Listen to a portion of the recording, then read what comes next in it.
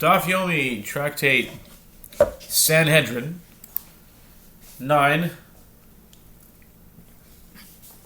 A, top of the page, with the words De atro be malkot, velo atro be katla. Or De astro be malkus, velo astro be katla. The witnesses warned her that she would be liable to receive lashes, but they did not warn her that she would be liable to receive the death penalty.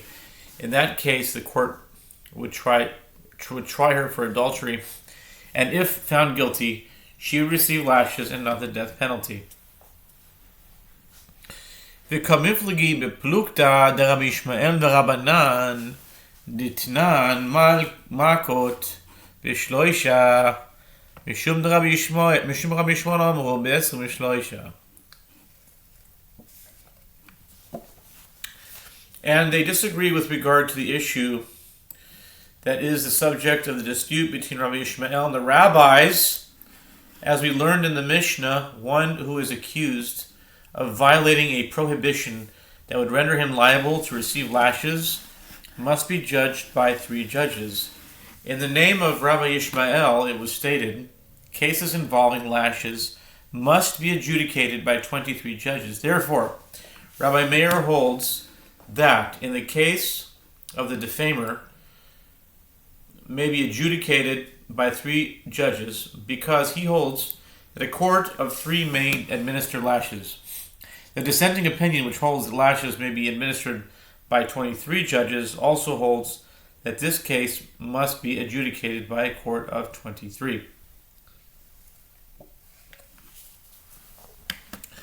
Ravina Amar Kegoin שנמצא אחד מן העדים קרוב ופסול כמפלי בלוק דרבי יוסי ורבי עלי ודרבי עקיבא דתנן. רבי עקיבא אומר לא בא שלישי אלא להחמיר עליו לעשות דינו כיוצא בעדו. Ravina says a different explanation. The case in the Mishnah is discussing a situation where one of the witnesses is found to be a close relative or a disqualified witness, but 2 valid witnesses still remain.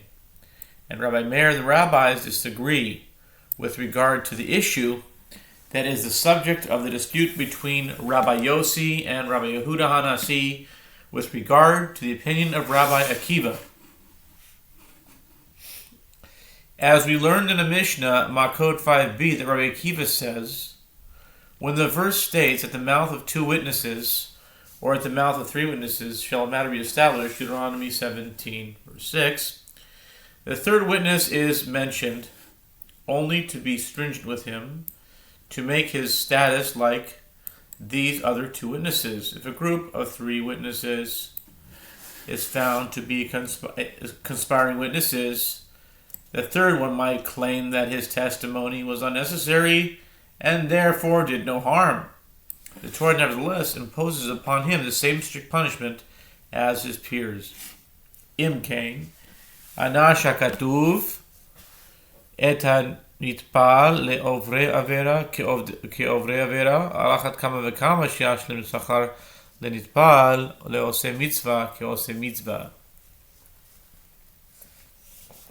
Rabbi Akiva elaborates on the implications of this halacha. If so, the Torah punishes the one who acts as an accessory to transgressors with the same punishment as the primary transgressors. All the more so, God will grant the reward to an individual who acts as an accessory to one who performs a mitzvah, like the primary one who performs a mitzvah.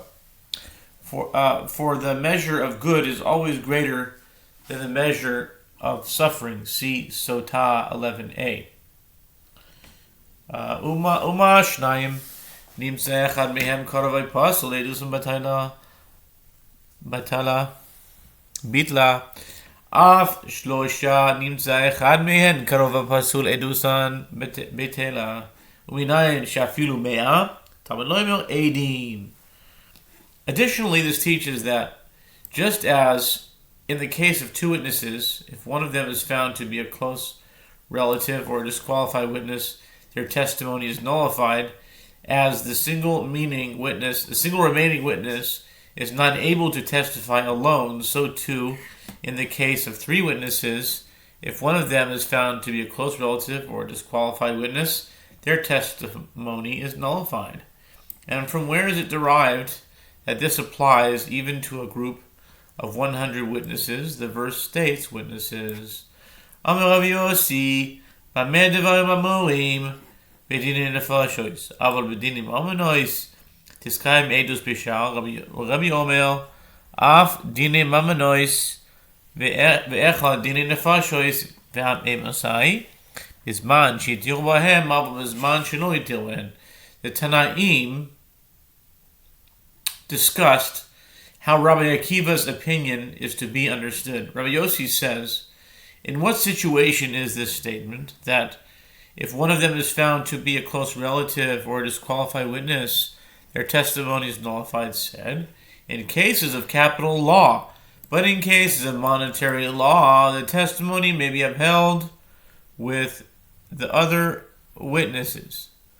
Rabbi Yehuda Hanasi says, Rabbi Akiva's opinion applies to both cases of monetary law and cases of capital law. And when is this so? When the relatives or disqualified witnesses also warn the transgressors and therefore actively included themselves in the group of witnesses. But when they did not warn the transgressors, they are not counted as witnesses at all.